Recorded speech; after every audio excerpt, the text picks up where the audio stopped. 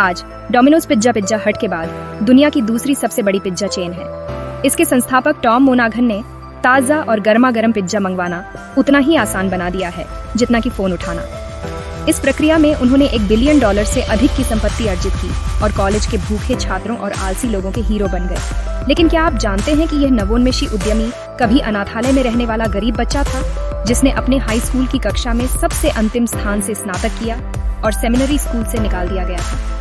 इसके अलावा उन्होंने 6 बार कॉलेज में प्रवेश लिया, लेकिन कभी भी फ्रेशमैन से आगे नहीं बढ़ पाए। यह एक ऐसी कहानी है जिसे आप मिस नहीं करना चाहेंगे। जानिए कैसे उन्होंने यह सब किया। टॉम का शुरुआती जीवन कुछ चार्ल्स डिकेंस के उपन्यास जैसा लगता है। 1937 में जन्मे थॉमस स्टीफन मोनाघन एन आर्बर मिशिगन में बड़े हुए। जब टॉम केवल 4 साल के थे तो उनके पिता का दुखद निधन क्रिसमस की पूर्व संध्या पर हो गया। उनकी माँ, जो उस समय नर्सिंग स्कूल में थीं, अपने 2 बेटों की देखभाल करने में असमर्थ महसूस कर रही थीं। इसलिए 2 साल बाद उन्होंने टॉम और उनके छोटे भाई जेम्स को एक अनाथालय में भेज दिया। इस अनाथालय का संचालन फेलिशियन सिस्टर्स नामक ननों के एक समूह द्वारा किया जाता था। हालांकि उनकी माँ बाद में फिर से अपने बेटों को पालने में सक्षम हो गईं, लेकिन उन ननों का टॉम पर गहरा प्रभाव पड़ा, जिसके कारण उन्होंने एक समय पर पुजारी बनने पर विचार किया। हालांकि उस समय उनमें अनुशासन की कमी थी और उन्हें तकिए से लड़ने और चैपल में बात करने जैसी भयंकर गलतियों के कारण सेमिनरी से निकाल दिया गया। पब्लिक स्कूल में वापस आकर टॉम ने 44 छात्रों की कक्षा में 44वें स्थान पर स्नातक किया, यानी वह अपनी कक्षा में सबसे अंतिम थे। उनके 1955 के कक्षा के वर्ष पुस्तक में उनके फोटो के नीचे लिखा था, जितनी ज्यादा मैं अच्छा बनने की कोशिश करता हूँ उतना ही बुरा होता जाता हूँ, लेकिन फिर भी मैं कुछ सनसनीखेज कर सकता हूँ।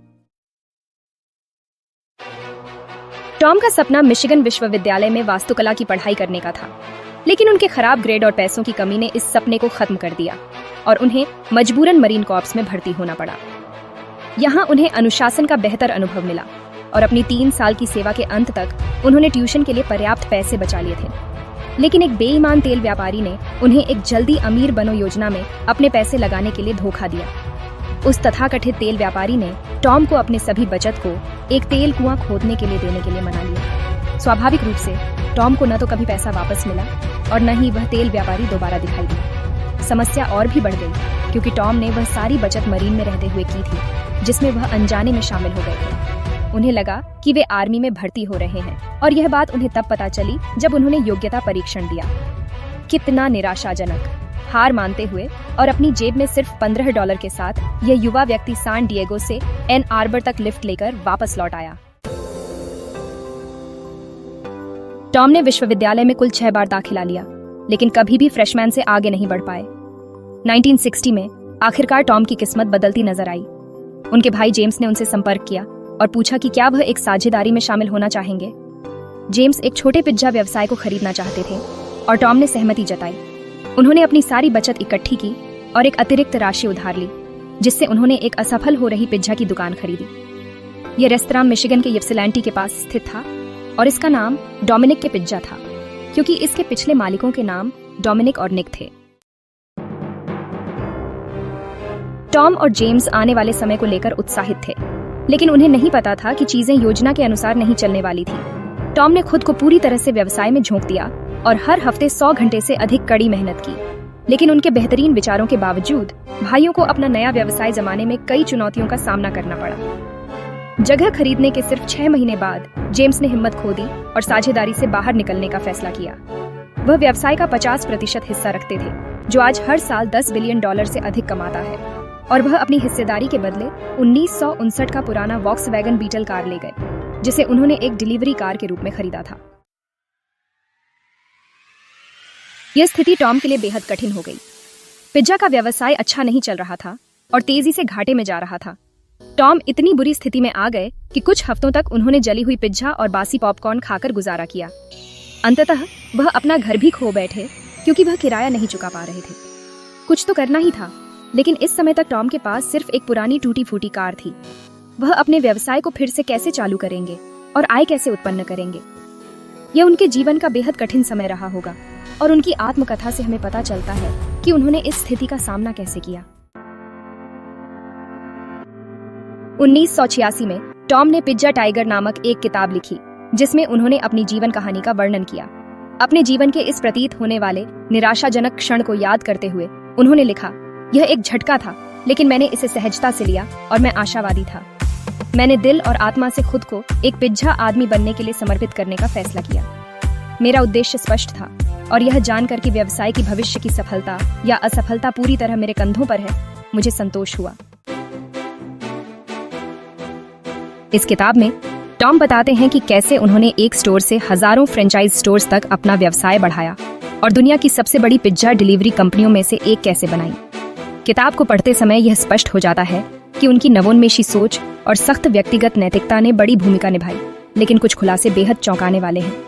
टॉम ने अपने असफल हो रहे व्यवसाय को और अधिक नुकसान से बचाने का एक अनोखा समाधान निकाला। उन्होंने पिज्जा चोरों को मांस को मुलायम करने वाले हथौड़े और मुक्कों की धमकी दी। पेपरबैक संस्करण के पेज 97 पर लिखे इस अंश से आपको अंदाजा हो जाएगा, मैं किसी से दुर्व्यवहार नहीं सहता था। अगर कोई ड्राइवर से पिज्जा का भुगतान करने से मना करता तो मैं पुलिस को नहीं बुलाता, मैं खुद जाकर पैसे मांगता।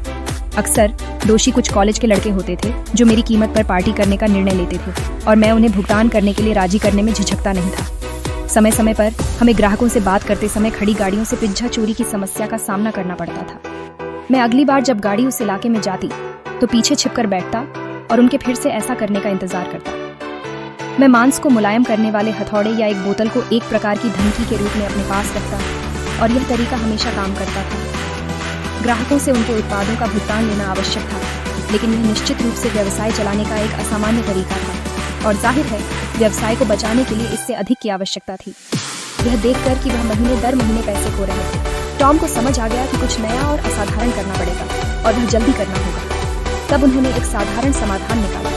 उन्होंने अपने पिज्जा ऑनर्डर के लिए मुफ्त डिलीवरी सेवा देने का फैसला किया। उस समय ऐसा कभी किसी ने नहीं किया था। कैंपस के छात्रों को यह सेवा बहुत पसंद आई और यह क्षेत्र में इतनी लोकप्रिय हो गई कि टॉम के पास आने वाले व्यापार की भारी मात्रा को संभालना मुश्किल हो गया। उन्होंने 2 और स्टोर्स खरीदे और थोड़ी सफलता का आनंद लिया, लेकिन स्टोर्स अभी भी घाटे में चल रहे थे। हालांकि कॉलेज टाउन में अपने अनुभव के साथ टॉम को पता था कि छात्रों की जरूरतों को कैसे पूरा करना है।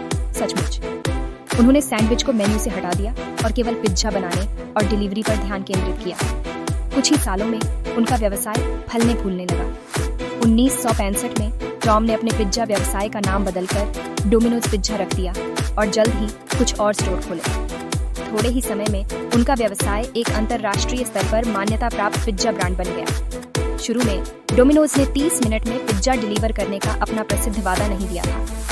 यह विचार टॉम द्वारा अपने व्यापारिक तरीकों में सालों तक सुधार करने के बाद आया। उन्होंने प्रत्येक पिज्जा को तैयार करने में लगने वाले समय को सेकंडों में कम किया, उत्पाद लाइन को बेहतर बनाया, सामग्री और प्रक्रियाओं की संख्या को कम किया और कई अन्य महत्वपूर्ण नवाचार किए। उनमें से एक नवाचार था एक नए प्रकार के पिज्जा बॉक्स का डिजाइन। इंसुलेटेड बॉक्स न केवल पिज्जा को गर्म रखता था, बल्कि इसके ऊपर कई अन्य बॉक्स रखने पर भी यह टिकाऊ रहता था। इससे एक साथ कई पिज्जा डिलीवर किए जा सकते थे बिना ढक्कन के झुकने और चीज के ऊपर चिपके। अब पिज्जा डिलीवरी के दौरान गर्म और सुरक्षित रहते और आधुनिक पिज्जा डिलीवरी सेवा का जन्म हुआ।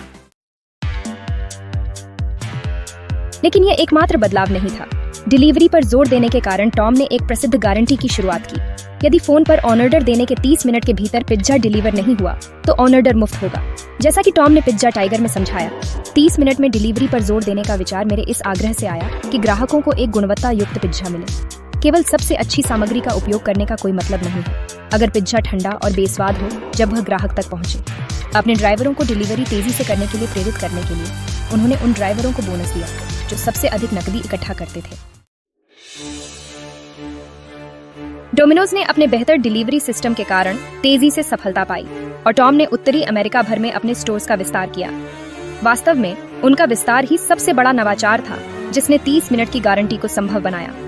टॉम ने जहां भी संभव हुआ पिज्जा की दुकानों को खरीदा और धीरे धीरे एक नेटवर्क तैयार किया, जिसका मतलब था कि किसी भी ग्राहक द्वारा कॉल करने पर पास में एक स्टोर होता।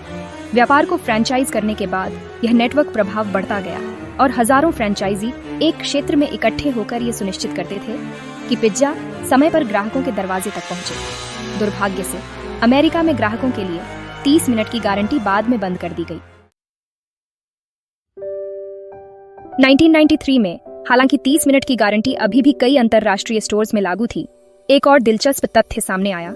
टॉम ने अपनी पहली पिज्जा डिलीवरी के दौरान अपनी भविष्य की पत्नी से मुलाकात की।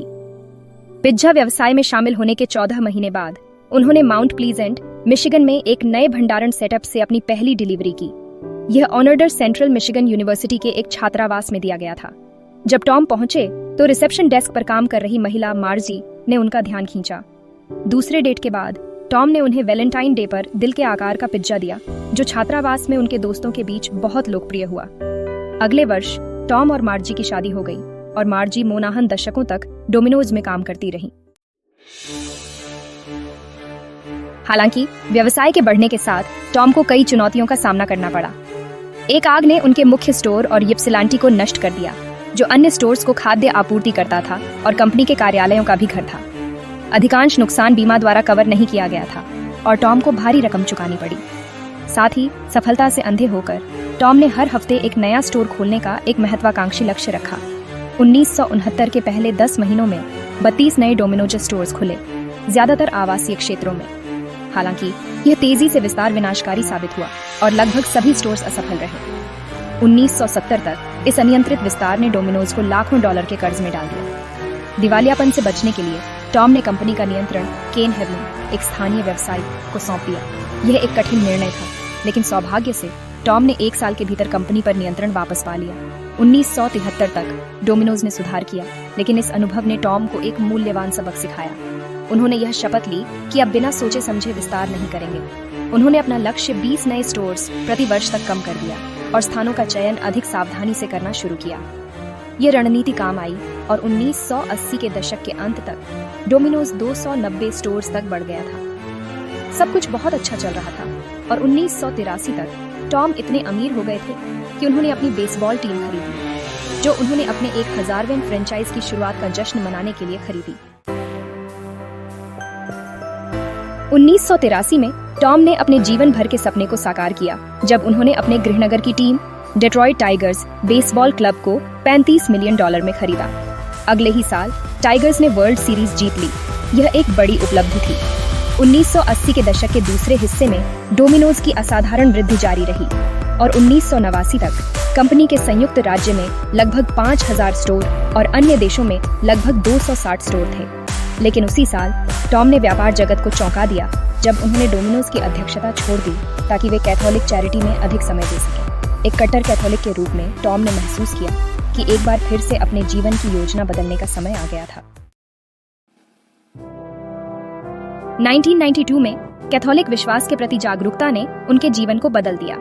उन्होंने डेट्रॉइट के एक और पिज्जा बैरन लिटिल सीजर के संस्थापक माइक इलिच को टाइगर्स बेच दिए और 1998 में उन्होंने फिर से उद्योग को चौंकाया जब उन्होंने अपने 93% हिस्सेदारी को $1 बिलियन में बॉस्टन स्थित निवेश फर्म बैन कैपिटल को बेच दिया। अब पूरी तरह से धर्म में समय देने के लिए स्वतंत्र, टॉम ने एवे मारिया विश्वविद्यालय की स्थापना की। उनका मानना था कि एक विश्वविद्यालय दुनिया को बदल सकता है और उन्होंने एक बार कहा था, मुझे डिप्लोमा फैक्ट्री नहीं चाहिए, मुझे संत बनाने वाली फैक्ट्री चाहिए। हालांकि बैन कैपिटल ने डोमिनोज का गलत प्रबंधन किया और कंपनी संकट में पड़ गई। 2001 में टॉम, जो अभी भी कंपनी के 7% हिस्से के मालिक थे, प्रबंधन में लौट आए और 3 साल बाद कंपनी ने न्यूयॉर्क स्टॉक एक्सचेंज पर व्यापार करना शुरू कर दिया। 2011 तक डोमिनोज ने बताया कि उनके ऑनर्डर का लगभग 1/3 और कुछ देशों में लगभग आधे ऑनलाइन किए गए थे। यूएस आधारित डिजिटल बिक्री ने 1 वर्ष की अवधि में $1 बिलियन से अधिक का आंकड़ा पार कर लिया था, जिससे टॉम के होम डिलीवरी के विचार की पुष्टि हुई। उसी वर्ष टॉम ने फ्लोरिडा के एवे मारिया विश्वविद्यालय के नेतृत्व से इस्तीफा दिया और नेपल्स, फ्लोरिडा में अपने गृहनगर में खाद्य वितरण व्यवसाय में वापस आ गए। उन्होंने ज़ायरन बर्गर की शुरुआत की, यह सोचकर कि बर्गर पिज्जा से अधिक लोकप्रिय है।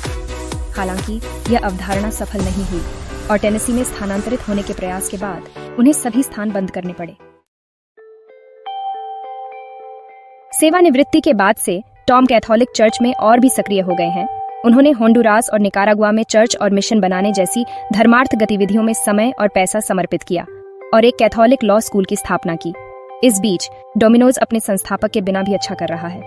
2021 तक कंपनी दुनिया भर के 90 से अधिक देशों में 17,800 स्टोर्स चला रही है और इसके 3,50,000 से अधिक फ्रेंचाइज और कॉर्पोरेट टीम सदस्य हैं।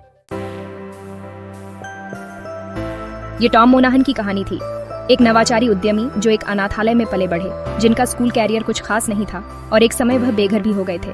फिर भी उन्होंने एक असफल पिज्जा पार्लर को दुनिया की सबसे बड़ी पिज्जा श्रृंखलाओं में से एक में बदलने में कामयाबी हासिल की। उन्होंने कभी अपने सपनों को नहीं छोड़ा और उनकी कहानी यह साबित करती है कि यदि अवसर दस्तक नहीं देता तो आपको खुद एक दरवाजा बनाना चाहिए।